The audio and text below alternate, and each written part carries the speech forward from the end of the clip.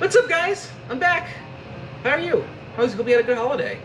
It's December. This mead's been sitting for a little while. It's been sitting on our hops, and we're gonna bottle this today finally. So I've got it set up here.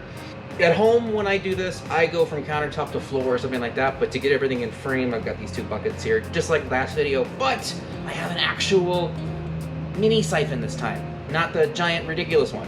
So it's gonna make our life a little bit easier. Got it clamped up, ready to go. It's already primed. Today, we're going to be using these really cool Flint Bellissima bottles. Flint is the industry term that just means clear. So whenever you see a bottle that says Flint, that just means it is a clear bottle. These ones are called Bellissima. It's a tall 375 milliliter bottle, so just about 12 ounces. Saying we got a gallon here. We should get just about 10 of these. I'm gonna guess we're probably gonna get 9 and like change. Maybe I gotta drink that today. Who cares? We're also gonna show a couple of ways to cork, how to cork your bottles. So in front of us, I've got a floor corker and I got a hand corker.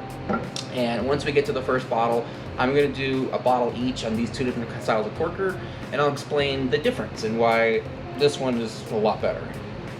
Okay, so I just pulled this guy out of a bucket of Star Sand on the side. That is my go-to method for bottling of any sort, is just to leave this in sanitizer right up until you need it. And then this does not need to air dry at all. This is sanitary, good to go right as it is. I'm just gonna shake out, the last little bit of Star Sand in there. But if there's a little bit of drops in here still, some foaming in here, don't worry at all, you'll never taste it.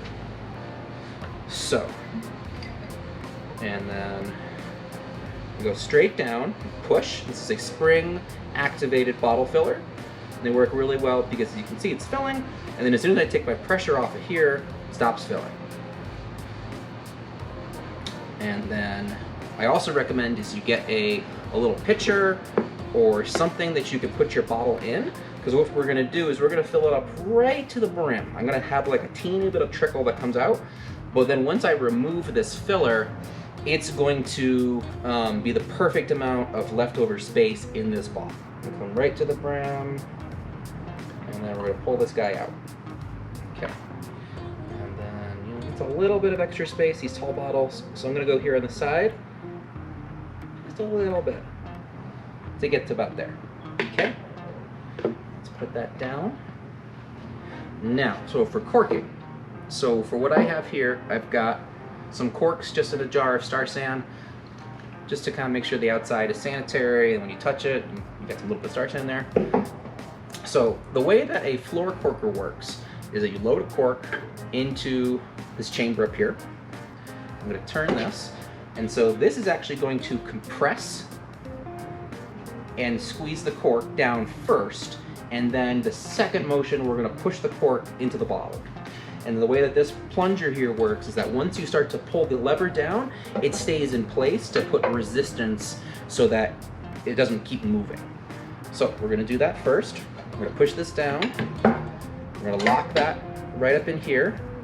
It's gonna snap kind of in place here. The bottom's gonna snap. And now I'm gonna pull down in here. It's tightening the cork. And now right in. All right, let's take a peek. So that's almost perfect. There's a little bit of cork sticking at the top here, teeny bit. So for the next one, what I'm gonna do is I'm gonna adjust this nut back a little bit. That's what this piece here is for, to determine how far it pushes the cork into the bottle. So I'm gonna go a few turns back, and then hopefully we'll get a little bit nicer in that second one. And so with this kind of setup, like I was doing before with the siphoning, when it's all in place and clamped, it's holding a vacuum, and so that's what allows me to go from bottle to bottle and not have to be constantly fighting. Oh, start ejecting on me. Okay, so we're gonna try the floor corker again with the adjustment. So put that in, down.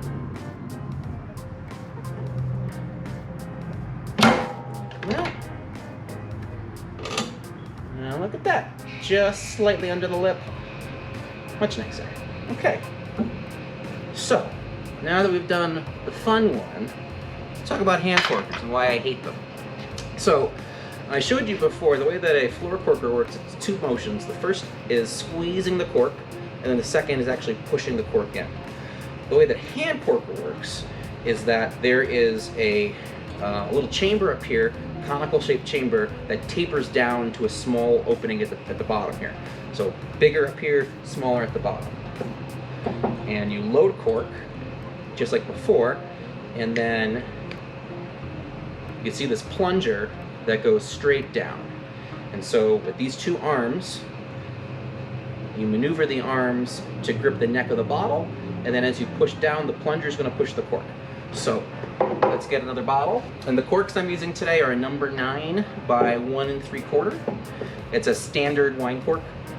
I'll do this one side there. You can see it fill.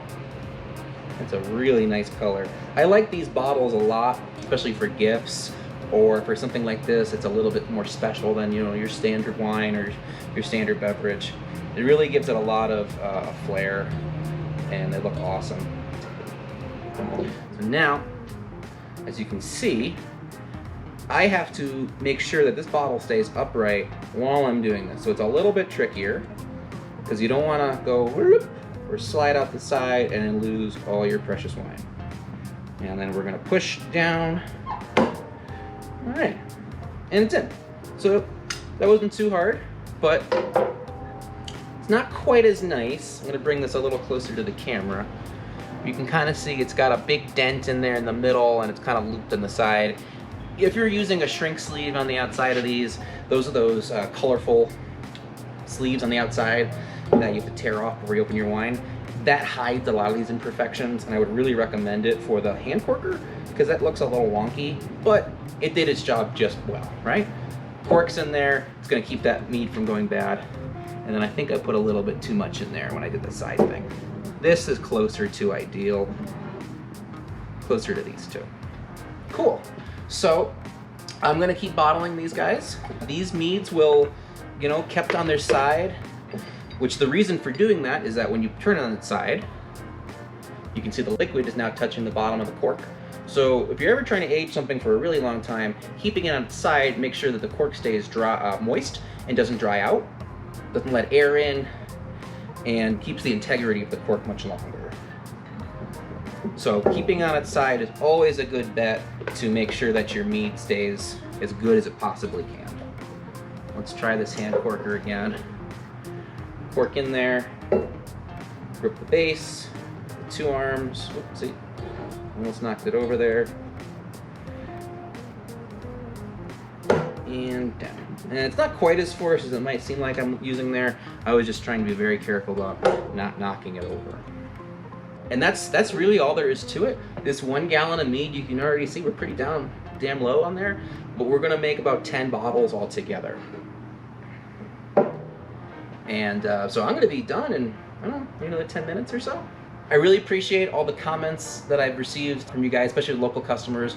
It really makes me feel good and helps me to get motivated and do more of these videos. So I appreciate that, guys. It's been nice to, you know, just say, hey, I like those videos, Tom, keep doing them. So thanks, appreciate that.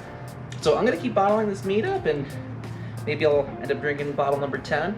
But, and so coming forward in the future, I'm gonna be doing a video about making your first wine kit. I'm gonna be doing a video on making your first beer kit. So one of those you'll see here in the store. Beer kit I might be doing at home, I'm not sure yet. Look forward to those videos coming up in the next month. I'm gonna be doing a Cabernet Sauvignon kit that we've got here ready to go. And then I think I'm gonna be doing a Juicy Bits clone for all you hoppy IPA lovers out there. So look forward to those two. Subscribe to the channel, like it, spread it around, and keep brewing. All right, fam, have a great day.